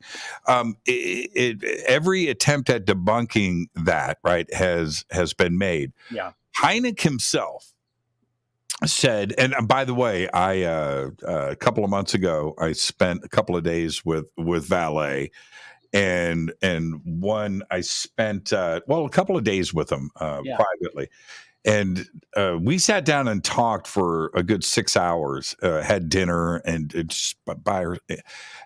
we talked about Socorro extensively, and he had his direct involvement with it too as well. So anyway, putting that aside, if you go and read Hynek's own comments and Quintanilla and everybody else that was involved with Blue Book, they did absolutely everything they could to try and prove it was anything but an alien. Mm-hmm. Absolutely. This case was an important case. And they needed to make sure that it wasn't NASA, that it wasn't this, that it wasn't that, it wasn't the college students, it wasn't imagination, it wasn't that. They did everything that they could, and they could not come up with an explanation. And they threw resources at it, David. And to your point, Jimmy, if there was a conventional explanation, they would have been the first to hang their hat on that and say, "See, told you, not extraterrestrial." But they didn't. Now let's I'm going to talk about George Van Tassel. Okay. Fascinating guy. Love his stuff. I've gone back and listened to all of his Rotary Club presentations. All that stuff. That stuff is online now, and you can and find it. I've got a lot of autographed material here of George's. It's just unreal, and Giant Rock is incredible. But that was another phase, another era. Yes. You go from, say, 55 to 65, right? That 10-year period where you could stop a lot of people on the street and get a story from them about taking a ride in a flying saucer and hanging out with people from Venus. The contactee space brother movement.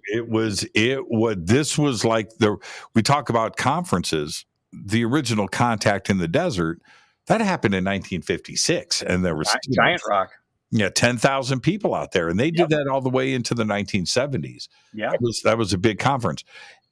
Everybody, you look at the newsreels, right? Going up, and everybody had a story about hanging out with and what's so funny about that period, Jimmy, and we don't often talk about this, so I'm glad you brought it up.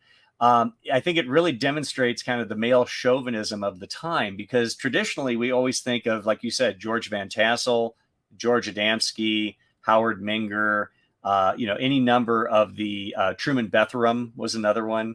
Orfeo Angelucci, all of these were very popular contactees. What many people don't know, though, and when I inherited Lou Farish's collection, he had a vast library of contactee material. Again, a lot of it autographed. There were a lot, I would argue, equally as many female contactees. And unfortunately, you just don't hear about them as much. But we have a lot of their material. Dana Howard was one of those, and she wrote a number of books and pamphlets on her experiences with the Space Brothers. And so we often hear these typical names, men's names, but there were a lot of female contactees from that era. The era ended, and it was lovely, by the way. Why do you think it came to an end? Well, I think some of it, and not all of it, I'm not going to summarily dismiss it all. I think sociologists, to some degree, acknowledge that this was, to some degree, born out of the anti-war, anti-atomic weapons movement of the 1950s. And I think by the 1950s, 60s, and as you mentioned, going into the 70s, as you know, some of those contactees weren't young when they were making, these claims and going to Giant Rock. They were already in their 50s and 60s. So I think, to be blunt, I think a lot of the contactee people just died off.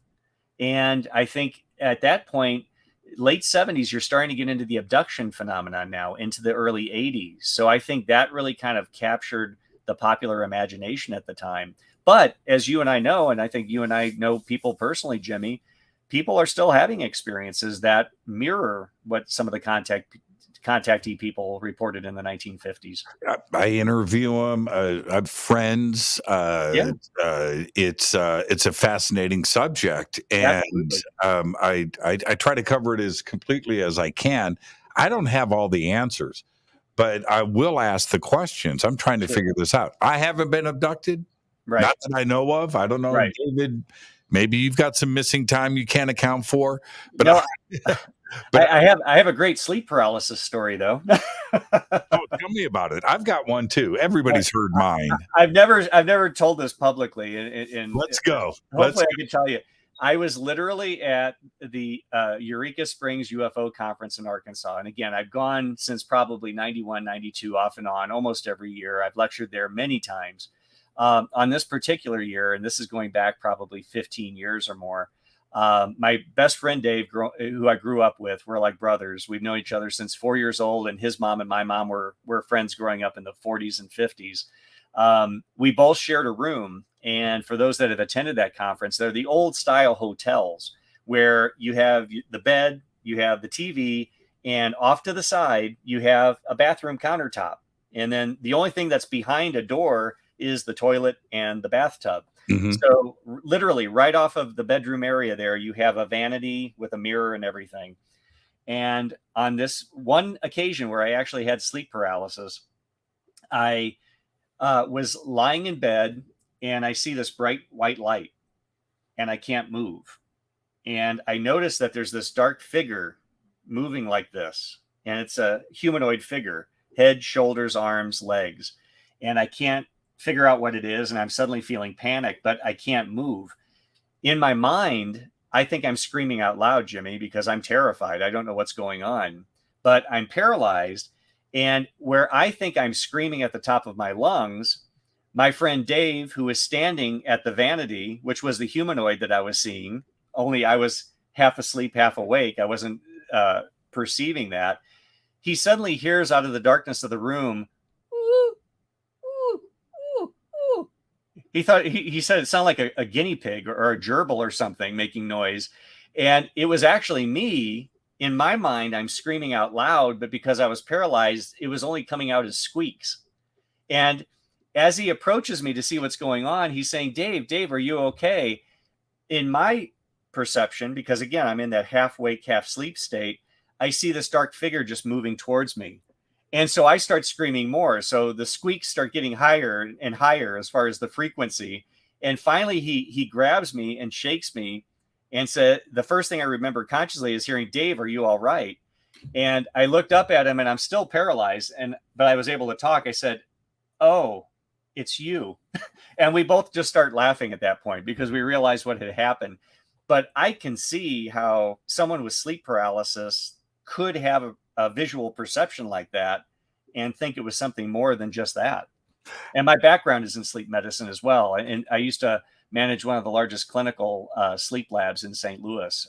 And we would do both diagnostic as well as clinical trials on sleep. And I've had people in a clinical environment describe a figure or figures around the bed, balls of light flying around the room, and they're paralyzed and they sense this presence.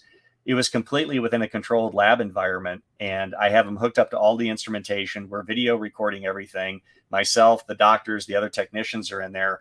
There was no missing time. They weren't switched off. They weren't taken because we were literally monitoring every heartbeat, every spike in their EEG. So I'm not saying that explains all abductions, but I'm simply saying I could see how some people could think they had an abduction experience if they weren't familiar with the symptoms of sleep paralysis and narcolepsy. I could take all of this a way step further. Okay. So check this out. Sure. Oh, I wanted to make this comment though.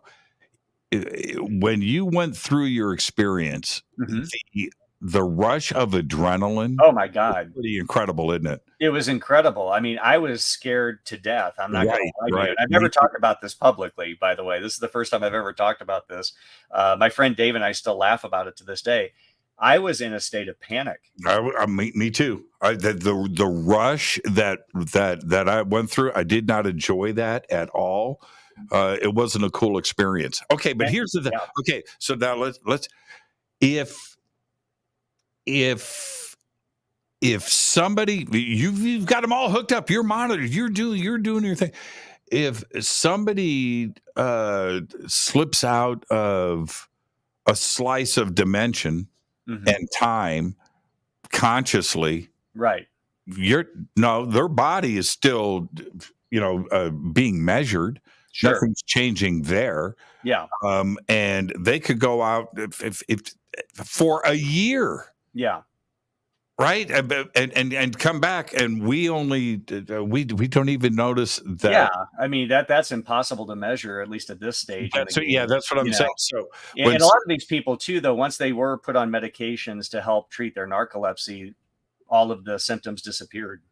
So, oh, really? All I'm saying is, I have always said with abduction research, it should be no different than a UFO sighting. When we investigate a UFO sighting, the last thing on the list is extraterrestrial spacecraft.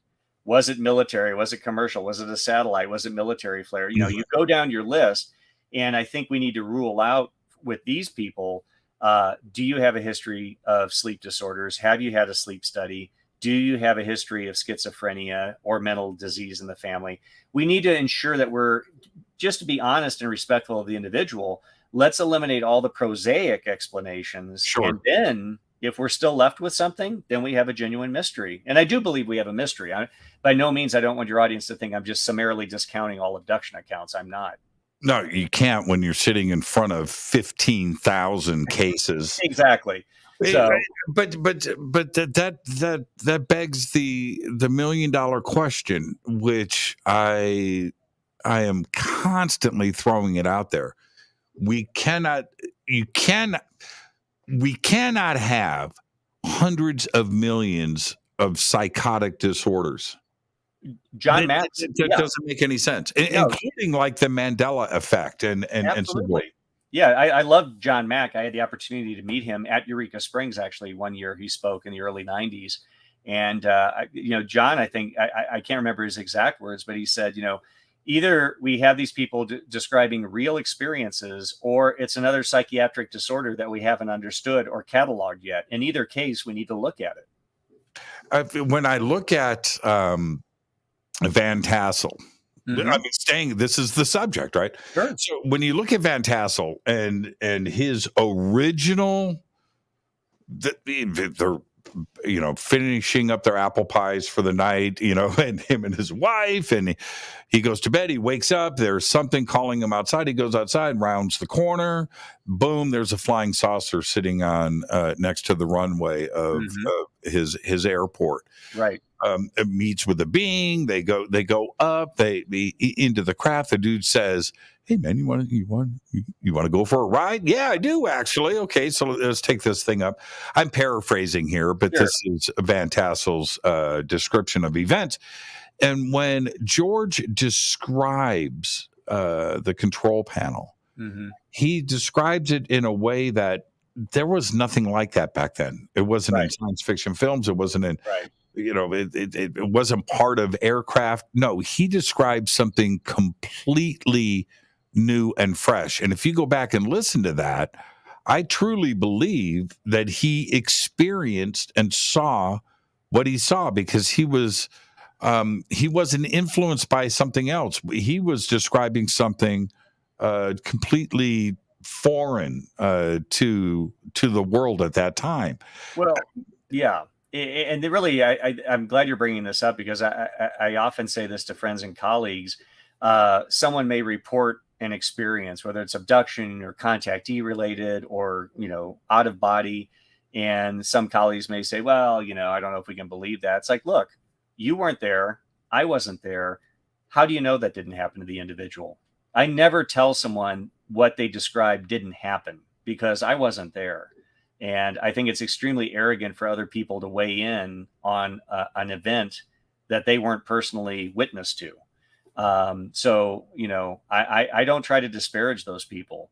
I try to find, in the cases that I investigate, corroborative testimony, because I'm trying to present this to the general public. And I want to try to provide narratives where, look, we did find other witnesses. We did have radar confirmation. But with these other cases, even though I don't necessarily lecture on them, how do I know that this didn't happen to this individual when they claim it did? if I wasn't there.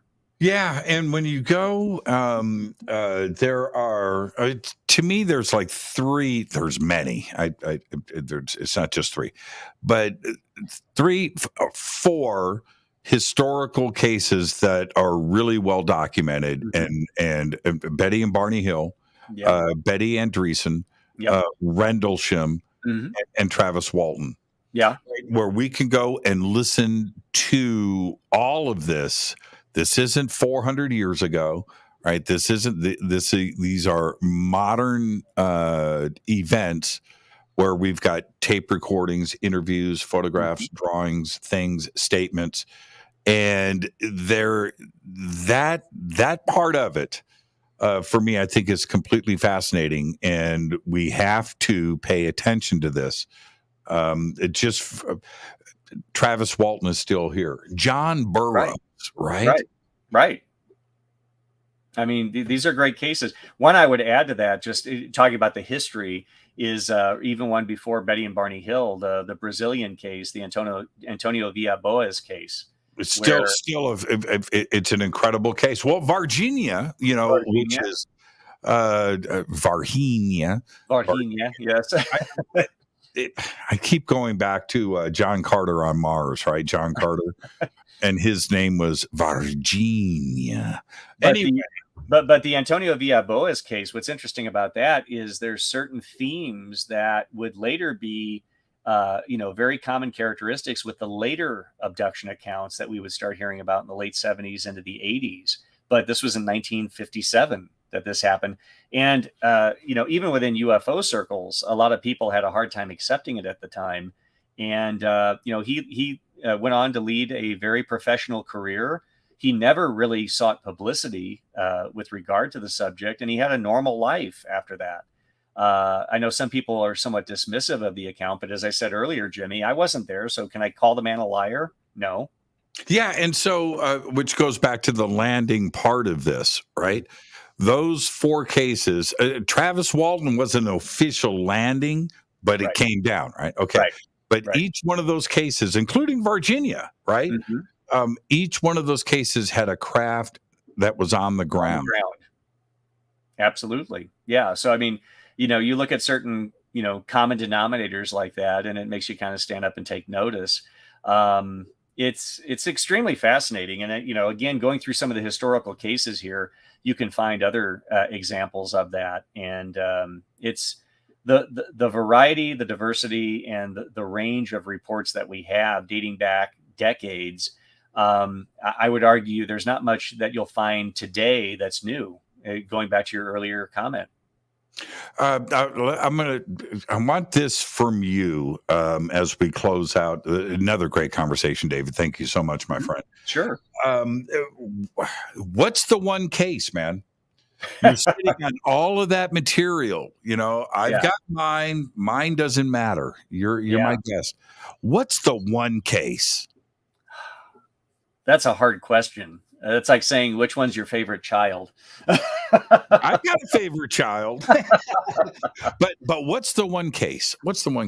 Well, I don't know if it's the one case, but for me personally, it's the one that I investigated back in 2000, which really was kind of an inspiration for me writing the book, where back in Southern Illinois in 2000, January 5th, we had all those police officers that were in radio contact with each other as they were describing this triangular UFO. And I was just struck with it, not just because of the case itself, Jimmy, but as you can appreciate, sitting in the police departments, hearing the officers describe this triangle, the flight characteristics, the shape, the lighting configurations, I could almost finish their statements because it echoed what the gendarmes, the police officers in Belgium 10 years prior had described. And these guys weren't into UFOs. And I could almost finish their sketch before they finished it. I knew exactly where they were going with the sketch. I knew when they described how the object flew, that's how they were going to describe it. And it was so interesting because the night of November 29th, 1989, which launched that whole flap of triangular UFO sightings in Belgium, it was very similar. And Patrick Ferren, who's one of these Belgian investigators that headed up that whole investigation with SOBEPS in Brussels, was here at my home several years ago. He was coming through the country, and we had a chance to compare notes. And we were struck with the similarities between November 29th, 1989 in Belgium and Southern Illinois, January 5th, 2000. So I think that case, for multiple reasons like that, is one that just personally sticks out for me as just probably the best case I've ever investigated. And so in that sense, it definitely ranks up there pretty high for me. When I read about that case in your book, and I'm looking at that part of Southern Illinois, Yeah. and the tracking of the triangle, Right. you can visualize all of this going down. You can see it. That is a well documented sighting. I mean, it's literally right. It's not often that you can almost with pinpoint accuracy plot the flight path of the UFO. But to your point, because we knew the locations where the officers were standing, they were in radio contact at the time of the sightings. The St. Clair County dispatch tapes were time-stamped. So we know the exact times they were there on the spot saying what they were saying. And as a result, we were able to kind of plot the entire flight pattern of this object. Yeah, tremendous. Yeah. So I knew you were going to, I knew that was your case. It's very personal to me. It's an awesome case. It's an awesome case. Yeah. David Marler, what's next, man? What's going on? We're just moving forward. 2023, we're going to be really focusing on the National UFO Historical Records Center. Like I said, we set it up as a nonprofit organization. We're looking for donations to secure a building to bring all of this UFO history together under one roof. And we're going to start that process. I'm actually meeting with business leaders later this week in Albuquerque. I'll be meeting with the mayor of Rio Rancho, where I live, next week. Next Wednesday, we have a meeting, and I'll be meeting with a state rep here, hopefully in the next week or so as well. So we're getting business interest. We're getting politicians' interest. We want to create the largest historical archive and bring all this history together and create the National Archives of Ufology. It'll be the first of its kind on this scale ever in the history of the United States. Where can everybody get involved? DavidMarlerUFO.com? David Marler, UFO.com is my personal website. Our new organization website is www.nufohrc.org. And we have a donation platform there. You can also learn more about the organization and the players that are involved. We're continuing to bring in collections. We just talked about 2 weeks ago with a researcher in Washington State who has longitudinal data regarding UFO activity in and around the Yakima, Washington area. And he's looking to donate those files and that material to us. This is an organic thing, Jimmy. It's not a static library. It's constantly growing. We're constantly receiving more information, more case files. It's exciting to bring this together. And I will tell you, having done lectures here over the last 10 years on the UFO subject, at the end of my lectures, on more than several occasions, I've had people come up from Los Alamos and Sandia National Laboratories, scientists from those organizations that were in the audience listening to my UFO lecture, coming up and telling me, you know what? We're very interested in this subject. So we want to bring that history here. So not just the general public, but scientists from these organizations can feel comfortable coming to an organization that is simply trying to preserve the history and make it available to researchers. Sandia, that's where the bodies are buried. Right there, man. David Marler, thank you so much, my friend. And it's great. Everything that you do, it is a lot of work, but we just need to say thank you. And on behalf of the community, my brother, it's just. And anybody looking for history or historical material, I field requests all the time for information. So we're always happy to share that information with researchers or interested parties. So I really appreciate it. And I appreciate your audience, Jimmy. You're the best, David. Have a great night and keep rolling that rock uphill. I will. I'll talk to you. Thank you, David. All right. Take care. Happy holidays. Happy holidays to you, David Marler. What a great conversation tonight. Again, you can just head straight over DavidMarlerUFO.com and get all of your information that you need right there. And David's out there. He's out there, social media, all of that stuff. All right. Fade to Black is produced by Hill J. Palm, Renee, Dennis, and Kevin. Webmaster is Drew the Geek.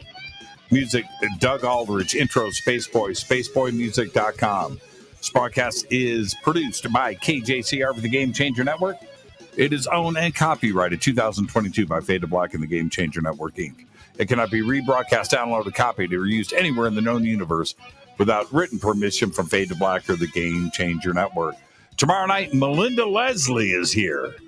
Yeah. So I'll see everybody tomorrow night. Until then, be safe. Go Beckley Tappy.